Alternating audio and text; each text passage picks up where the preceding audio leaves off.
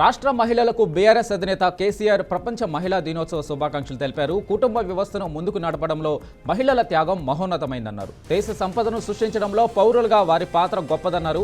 ఎన్నో కష్టాలను అధిగమిస్తూ పురుషుడితో సమానంగా నేటి సమాజంలో స్త్రీ పోషిస్తున్న పాత్ర అమోఘమని తెలిపారు. అవకాశాలిస్తే అబల సబలుగా నిరూపించుకుంటదన్నారు. 10 ఏళ్ల బీఆర్ఎస్ పాలనలో రాష్ట్ర మహిళా అభ్యున్నతి కోసం అమలు చేసిన పలు కార్యక్రమాలు వాటి సాధికారతకు దోహదం చేశాయని కేసీఆర్ గుర్తు చేశారు. తెలంగాణ బీజేపీ అధిష్టానం కీలక నిర్ణయం తీసుకుంది. డిప్యూటీ సీఎం బట్టి విక్రమార్క నేతృత్వంలో ప్రజాభవన్ వేదికగా జరిగే సమావేశానికి హాజరు కాకూడదని నిర్ణయించింది. ఈ విషయాన్ని డిప్యూటీ సీఎంకు కిషన్ రెడ్డి లేఖ ద్వారా తెలియజేశారు. ఆహ్వానం ఆలస్యంగా అందింది. ఎంపీల సమావేశంపై పార్టీలో చర్చించుకునే సమయం లేదు. పార్టీ కార్యక్రమాల కారణంగా హాజరు కాలేకపోతున్నాం. భవిష్యత్తులో ఇలాంటి సమావేశాలు నిర్వహిస్తే కాస్త ముందుగా తెలియజేయాలని కోరుతున్నానని తెలిపారు.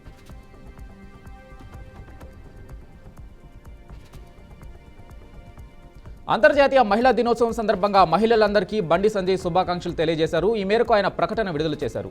అమ్మవారి శక్తి స్వరూపాలు, సృష్టికి మూలకారకులు, కుటుంబాన్ని సమాజాన్ని కంటికి పాపలా కాపాడుతున్న స్త్రీమూర్తులందరికీ అంతర్జాతీయ మహిళా దినోత్సవ శుభాకాంక్షలు తెలిపారు.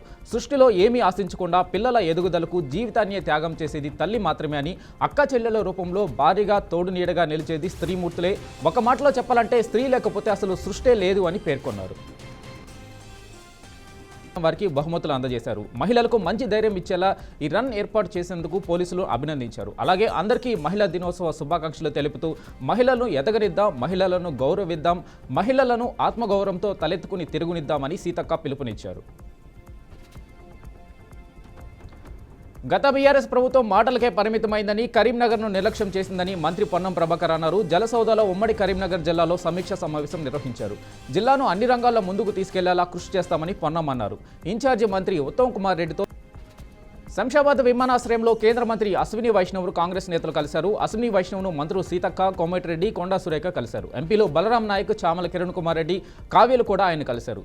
పెండింగ్లో రైల్వే ప్రాజెక్టులపై ప్రభుత్వం తరఫున వినతి పత్రాలు అందించారు.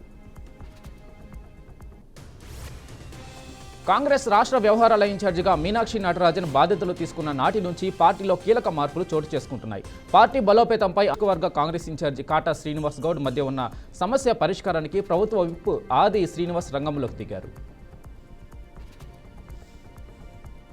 సీఎం రేవంత్ రెడ్డిపై కేంద్ర మంత్రి బీజేపీ తెలంగాణ అధ్యక్షుడు కిషన్ రెడ్డి తీవ్ర వ్యాఖ్యలు చేశారు. అసెంబ్లీ ఎన్నికలకు ముందు తెలంగాణ అక్షయ పాత్ర అన్నారు. ప్రజలను మభ్యపెట్టి అధికారం చేజెక్కించుకున్నారని విమర్శించారు. ఇప్పుడు హామీలు పూర్తి చేయలేని స్థితికి వచ్చేసరికి ప్రజా సంక్షేమానికి పైసలు లేవని చేతులెత్తేస్తున్నారని అన్నారు. రాష్ట్ర ఖజానాలో నిధులు ఉన్నాయనుకొని 6 గ్యారెంటీలు, 420 హామీలు ఇచ్చామంటున్నారు. ఇప్పుడు రాష్ట్ర ఖజానాలో నిధులు లేవని తెలిసేసరికి తానే మోసపోయానని కల్లబొల్లి మాటలతో సీఎం రేవంత్ రెడ్డి ప్రజలను మోసం చేస్తున్నాడు అని ఆరోపించారు.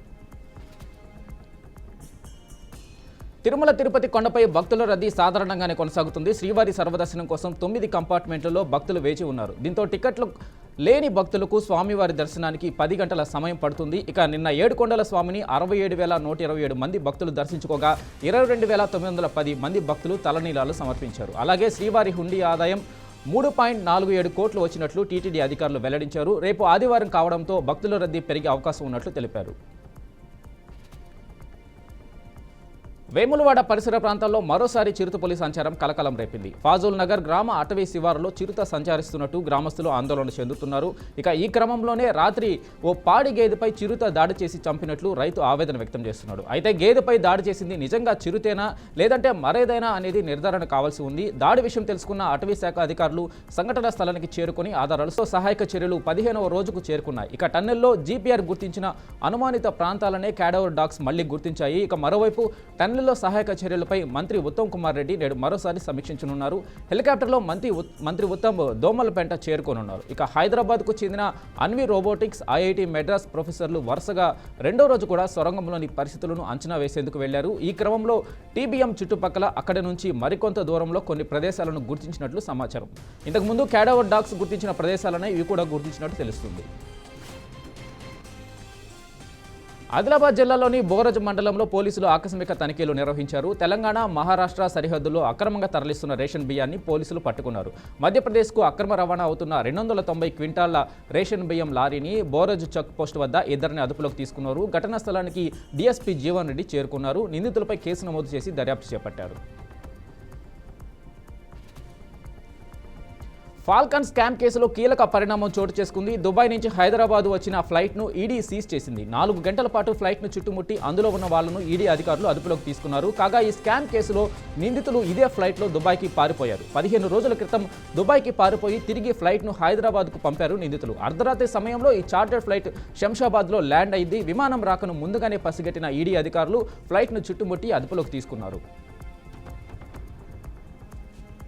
హనుమకొండ జిల్లాలో దారుణం జరిగింది. కుటుంబ కలహాల నేపథ్యంలో కుమారుడు తన కన్న తల్లిని గొడ్డలతో నరికి హత్య చేశాడు. అజయ్ సంవత్సరం క్రితం ప్రేమ వివాహం చేసుకున్నాడు. అయితే అప్పటి నుంచి ఇంట్లో కుటుంబ కలహాలు మొదలయ్యాయి.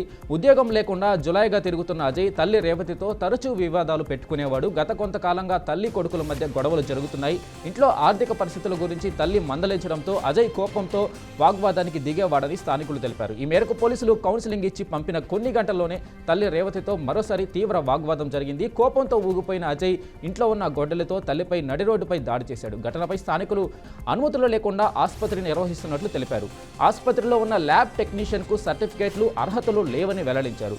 ఆసుపత్రికి 11 పలకల పర్మిషన్ మాత్రమే ఉందని, కానీ వీరు 20కి పైగా పడకలు నడిపిస్తున్నారని తెలిపారు. ఈ ఘటనపై విచారణ చేపట్టి బాధ్యులపై కఠిన చర్యలు తీసుకుంటామని జిల్లా వైద్యాధికారి మురళీధర్ స్పష్టం చేశారు. రోగుల ఆరోగ్య భద్రతను దృష్టిలో ఉంచుకుని ఆసుపత్రిలో నిబంధనల ఉల్లంఘనను ఉపేక్షించబోమని ఆయన హెచ్చరించారు. హనుమకొండ జిల్లా కమలాపూర్లోని వంగవల్లి గ్రామంలో దొంగల హల్చల్ కలకలం రేపింది. వరుస చోరీలతో గ్రామస్తులు భయాందోళన చెందుతున్నారు. గత 10 రోజుల వ్యవధిలోనే 4 ఇళ్లలో చోరీ పాల్పడినట్లు స్థానికులు తెలిపారు. తాళాలు వేసిన ఇళ్లనే టార్గెట్గా చోరీలు చేస్తున్నారు. ఇటీవల ఓ ఇంట్లో ₹1,00,000 నగదు 3 తులాల ఆభరణాలు అపహరణ చేశారు. బాధితుల ఫిర్యాదు మేరకు పోలీసుల సరిహద్దుల్లో ఇరుకుపోయిన హనీ బ్యాచర్ని ఫారెస్ట్ అధికారులు తన ప్రాణాలు సైతం లెక్క చేయకుండా పొడవాటి కర్ర సహాయంతో కాపాడారు. దట్టమైన అటవీ ప్రాంతంలోకి వెళ్లడానికి అధికారులు సాయం చేశారు. హనీ బ్యాచర్ అనే అరుదైన క్రూరమైన వింత జీవిని కాపాడేందుకు ధైర్యం చేసి ప్రాణాలను సైతం లెక్క చేయకుండా విధులు నిర్వహించిన ఫారెస్ట్ అధికారులను సిబ్బందిని పలువురు ప్రశంసించారు.